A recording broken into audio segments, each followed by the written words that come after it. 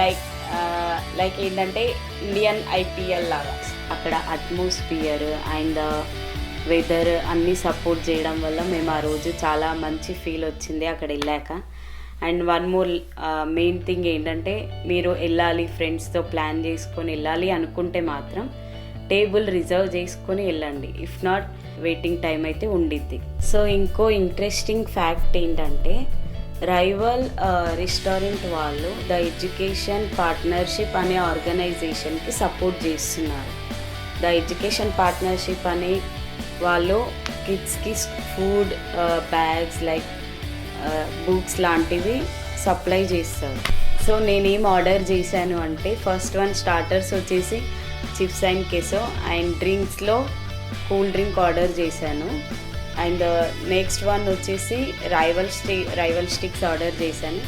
Actually అక్కడ mistake ఏమైంది అంటే అది పిజ్జా అనుకొని తినేసాను.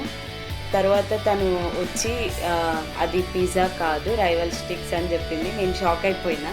అప్పటికి అది ఫుల్ అయిపోయింది. స్టిల్ నెక్స్ట్ డెజర్ట్ చెప్పాలి కాబట్టి ఫైనల్ ఎండ్కి సో నేను చాక్లెట్ చిప్స్ సండే చెప్పాను.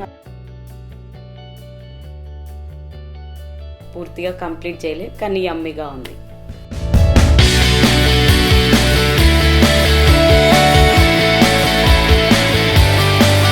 సో ఇప్పటివరకు నా వీడియో చూసినందుకు థ్యాంక్ యూ వెరీ మచ్.